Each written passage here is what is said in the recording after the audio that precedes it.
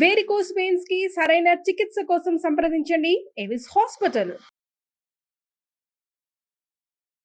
నమస్తే రమగారు. నమస్తే జయ. రమగారు, నెమలి పించం ఇంట్లో ఉంచుకోవచ్చా? ఉంచుకుంటే ఏమవుతుంది?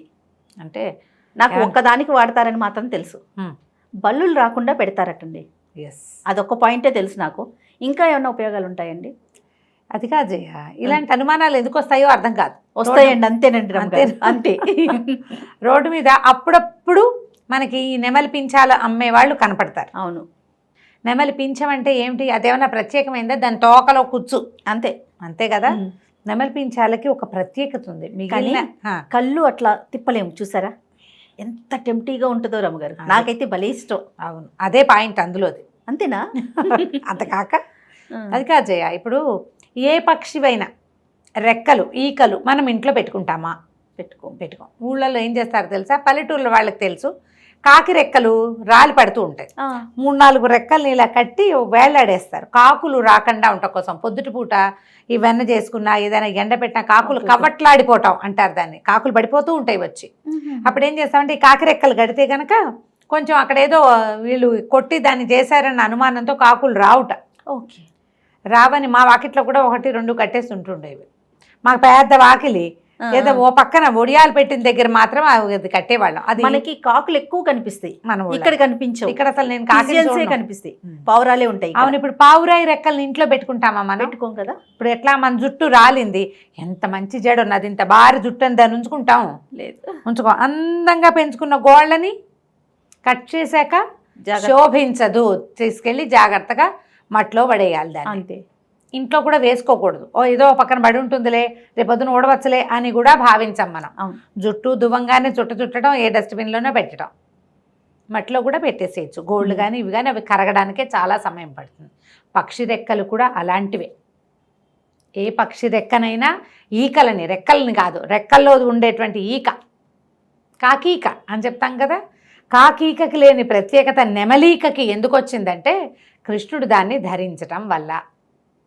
భగవంతుడు ధరించాడు కాబట్టి అది భగవత్ సంబంధమైన వ్యవహారంగా భావించి మనం అది ఉంచుకుంటే కృష్ణ సాన్నిధ్యం ఉన్నట్టు ఒక మనసుకి సంతోషం. కృష్ణుడు నిరంతరాయంగా దాన్ని ధరించడం. ఏ కృష్ణుడు చిట్టి బుజ్జి బొమ్మ ఉన్నా ఇంత బొమ్మ ఉన్నా ఆయన నెమలి పింఛన్ ధరించే ఉంటాడు. ఆయన ఎప్పుడు ధరించి ఉంటాడు? అది రాజకుమారుడు అయిపోయాక కాదు, గొల్లవాళ్ల పిల్లాడిగా ఉన్నప్పుడు ఇంతంత చారడేసి ఇంతంత కళ్ళు, ఎర్రటి పెదిమలు, ఆ నీలంగా ఉండేటువంటి నలుపు ఛాయలో పిల్లవాడు, బొద్దుగా ఉన్నవాడు, ఆ మహాద్భుతమైన సౌందర్యవంతమైన నవ్వు ఉన్నవాడు. ఆ పిల్లవాడికి దృష్టి తగలకుండా వేరే రంగు మీదకి దృష్టి పోవటం కోసం వాడి బుగ్గ మీద కాటికి చుక్క పెట్టినా కనపడదు, నల్లవాడు కదా. అందుకని వాళ్ళమ్మ ఈక పెట్టేది. నీలమేఘశ్యాముడు కదా. ఈ మొహం గబుక్కుని చూడంగానే దీని మీదకి దృష్టి వెళ్తుంది. అందుకని ఏం చేసేది, దానికి చుట్టూతా ముత్యాలు చుట్టేది, కొప్పు చుట్టూతా. కృష్ణుడు కొప్పేసేది కదా. అవును కదా. అవును. కృష్ణ పిలక ఈ పైన ఆ పిలకేసి దానికి ఒక పింఛం పెట్టి దానికి ఒక ముత్యాల పేరు వేళ్లాడేస్తే ఈ పిల్లాడిని చూడంగానే జగన్మోహనమైన వాడి నవ్వులోకి పడిపోకుండా, వాడికి దిష్టి తగలకుండా పైకి వెళ్ళేది చూపు. అలా పెట్టబడింది. చూపుని ఆకర్షించటం కోసం పెట్టారు. ఆయనతోటే ఉండిపోయింది ఆ నెమలి కన్ను. ఆయనంతటా ఆయన స్వయంగా తీసుకున్నది కాదు, తల్లి చేసింది. యశోదాదేవి తన ప్రీతితోటి అన్ని వర్ణాలు ఉన్న చోట కన్ను ఆటోమేటిక్గా దాని మీదకి వెళ్ళిపోతుంది కాబట్టి పెట్టారు. ఇప్పుడు మనం కూడా మన ఇంటికి నెగిటివ్ ఎనర్జీ సోకకుండా ఉండడానికి చాలా చేస్తాం కదా. అవును. అట్లాగే ఇలాగ ఈ సప్తవర్ణాలు ఇంద్రధనుసు రంగుల్ని ఆవిష్కరించేటువంటి ఈ నెమలి కన్నుల్ని గనక అట్లా ఇంట్లోకి రాగానే కనపడేలాగా పెట్టుకుంటే కొంత అబ్బో వీళ్ళు భలేగా ఉందే అన్న ఫీలింగ్ని అది లాక్కుంటుంది. ఇది మెయిన్ పాయింట్. ఓకే. నెమలి చాలా అద్భుతమైనది. పైగా ఏంటంటే దీని మీద బోల్డన్ని కథలు కనిపిస్తాయి మనకి ఇంటర్నెట్లో. అది అస్ఖలితమైంది అంచేత దాన్ని పెట్టుకోవాలి, ఏదో కృష్ణుడికి సంబంధించింది, అదేమీ కాదు. అవన్నీ భావాలే. ఈ సంస్కృత కావ్యాల్లో రాస్తారు, నెమలి నాట్యం ఆడేటప్పుడు అది ఏంటంటే పూరి విప్పుతుంది కదా. ఆ పూరి విప్పినప్పుడు అది మేఘాల్లో అది ఎగిరేటప్పుడు దాని కంట్లో నుంచి నీరు వస్తుంది. ఆ వచ్చే నీరు దాని యొక్క వీర్యమని. ఆ నీటిని తీసుకున్న ఆడ నెమలికి గుడ్లు వస్తాయి, పిల్లలు పుడతాయని. కానీ ఇవి రెండు మేటింగ్ లేదని, ఉండదని సంస్కృత కావ్యాల్లో ఉంది. అట్లా పాత కథల్లో చెప్తారు. కానీ మన డిస్కవరీ ఛానల్లో చూస్తే అన్ని బర్డ్ మేటింగ్ లాగానే వీటికి మేటింగ్ ఉంది. అది నిజమో కాదో, కవి కల్పితమో లేదా కవి సమయాలుగా చెప్పబడతాయి.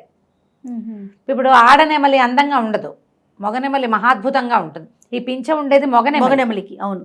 ఆడనెమలి సామాన్యంగా. నువ్వు కోళ్లల్లో కూడా చూడు, అది ఒట్టి నెమళ్ళకే కాదు, కోడిలో కూడా పుంజు భలే అందంగా ఉంటుంది. పెట్ట సామాన్యంగా ఉంటుందమ్మా. అవును కదా. సింహం అందంగా ఉంటుంది. శివంగి అది విధాత సృష్టి, ఒక నెమలికే ప్రత్యేకం కాదు అది. దీనికి కూడా దీని లక్షణాలు దీనికి ఉన్నాయి.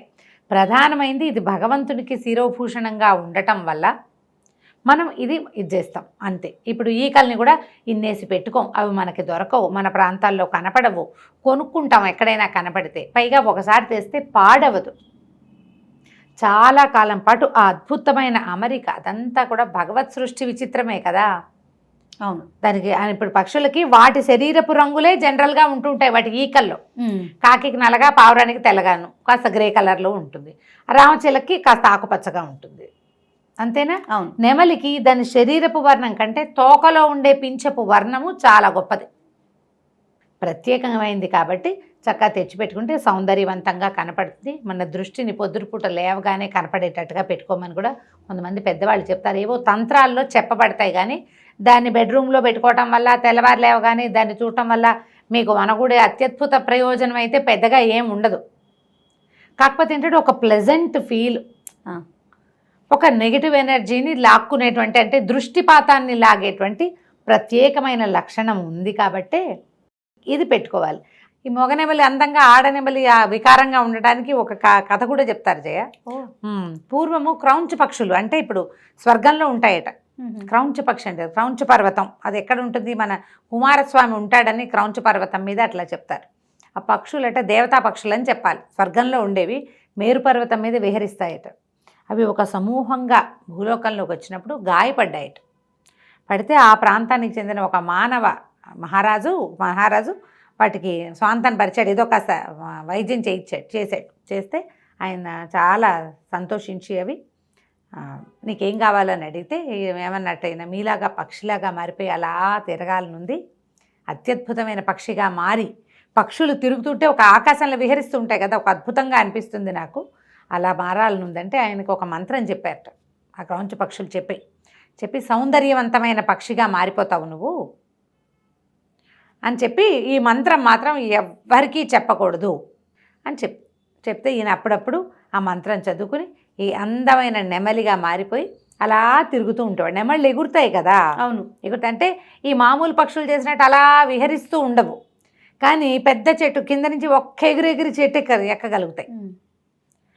విహరించేవాడు తోటల్లో, తనకు సంబంధించిన తోటల్లోనే విహరిస్తుంటే ఈ భార్య ఆయన వెంబడబడి నాకు రహస్యం ఎందుకు, రహస్యాలు చెప్పకపోతే ఒప్పుకొని భార్యలు ఎక్కువ మంది ఉంటారు. ఏదైనా కాస్త సీక్రెట్ ఉంటే నాకెందుకు చెప్పవు, సహధర్మచారిణి కదా, అది కదా ఇది కదా, నన్ను ఇచ్చేస్తావా అజ్జేస్తావా, ఈ పాయింట్ మీదే రహస్యాలు చెప్పడు కాబట్టి వదిలేసే భార్యామండలు కూడా కనపడతారు.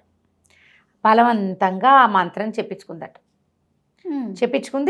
చెప్పించుకున్నాక ఆవిడ కూడా, కానీ ఆ మంత్రం చదివే తొందరపాటులు ఆవిడ సౌందర్యవంతమైన అనే మాట చెప్పలేకపోయింది. దాంతో కురిపోయిన మగ నెమలిగా ఉండిపోయింది అనమాట. ఆడనెమళ్ళు బాగుండవు, పీహెన్స్ అంటారు, కోడిలానే ఉంటుంది, అది కోడిలాగానే ఉంటుంది. అట్లా పుట్టిందని నెమలి తను ఎంత కోరుకున్నాడో, ఎన్ని వర్ణాలు కావాలని ఆయన భావించాడో అలా పుట్టాడని కథ చెప్తారు. ఓహో. నీకు వాళ్ళు ఆ క్రౌంచ పక్షులు చెప్పించాయట అతన్ని, నీకు భార్య ద్వారా సంతానం కలగదంటే అప్పుడు ఆయన చాలా దుఃఖిస్తే విధాత అతనికి అవకాశం ఇచ్చాడు, నీకు వీర్యం కంటి నిండా వచ్చే మార్గం నేను చెప్తానని కనికరిచ్చాడు. ఇది ఒక కథ. మరి ఈ కథని బేస్ చేసుకున్నా ఇంకో బేస్ చేసుకున్నా ఇలాంటి మాటలు పుట్టినాయి. కానీ జనరల్గా పక్షుల్లో చాలా చోట్ల కూడా, జంతువుల్లో కూడా మగవి బాగుండి ఆడవి సామాన్యంగా కనపడతాయి. ఓకే, అలా కనిపిస్తాయి తప్ప దాని మీద ఆలోచించి దానివల్ల అదేదో జరుగుతుందని మాత్రం భావించకండి. బట్ ఇంట్లో ఉంటే ఏమవుతుందంటే మనకి ఒక పాజిటివ్ ఎనర్జీ, పాజిటివ్ సోర్స్ ఆ కలర్స్ వల్ల. అవును. ఇప్పుడు అలా అందంగా అమర్చే రంగులు మనం చాలా కష్టపడాలి అట్లా కలర్స్ సరిచేయటానికి. ఇవి మనం ఏం కష్టపడక్కర్లేకుండా దొరుకుతాయి మనకి. మనం ఇంత అపురూపంగా పెట్టుకుంటామా, మీకు తెలుసో తెలీదో, రాజస్థాన్లో ఈ నెమలికల చీపులతో వాకిళ్ళు ఊడ్చుకుంటారు.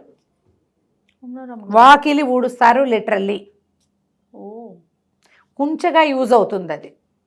పొడుగ్గా ఉంటుందా, అవునవును. ఎక్కువ రోజులు రాలిపోకుండా గట్టిగా ఉంటాయా? పాత రాజస్థానీ మూవీస్ చూస్తే అక్షరాల నిజమమ్మా. మీ తాలూకు భగవంతుని వ్యవహారంలో నేను ఏదైనా అడ్డం పెడుతున్నాను అనుకోండి, కృష్ణుడు అంటే నాకు పంచప్రాణాలే, చాలా ఇష్టం కదా మీకు. చాలా ఇష్టం. కూర్చున్నా నుంచున్నా కృష్ణానే, దాన్ని ఎవరైనా దండం పెట్టినా కృష్ణార్పణమే. ఇలా జరుగుతుంది.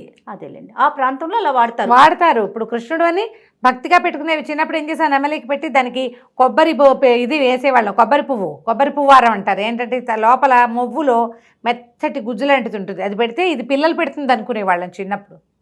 నెమలిక పిల్లలు పెడుతుంది, దానికి ఆహారం ఏంటంటే కొబ్బరి పువ్వు. అదే ఆ కొబ్బరి తొట్లో ఉండేటువంటి మెత్తటి బూజు లాంటిది, అది తీసుకొచ్చి పెట్టుకునేవాళ్ళం మేము మా చిన్నప్పుడు స్కూళ్ళల్లో చేసేవాళ్ళం. పుట్టేవారు. ఏమో మరి పుట్టాయో లేదో, మా ఇంట్లో ఎప్పుడు పుట్టలేదు. అంటే మేము ఏమనుకున్నామంటే మేము పదే పదే తీసి చూస్తున్నాం, అందుకే పుట్టలేదు అనేది మా అక్కయ్య, మా వసంత చెప్తుండేది అలాంటివి. నువ్వు ఎంతసేపు తీసి చూస్తావే, అలా తీసి చూస్తుంటే కుదరదు, చూడకుండా ఉండేది, పుట్టేసిందేమో తెల్లారేసరికి ఒక యావగా ఉండేది. అవన్నీ ఇలా చెప్పుకునే కథల్లో క్రమంగా ఏంటంటే అదేదో అద్భుతమైన పాజిటివ్ సోర్సు భగవంతుడిని దింపేస్తుందని భావించకండి. ఒక చిన్న అందమైన వస్తువు కింద చక్కగా పెట్టుకోవచ్చు. అలాగే ఎక్కువ ఎక్స్పెక్టేషన్స్ పెట్టుకోవద్దాం, అద్భుతాలు జరగవు, అంతే. తాపీగా జరుగుతాయి, ఏదైనా జరిగితే అంతే. రైట్ రామ్ గారు, నమస్తే. నమస్తే.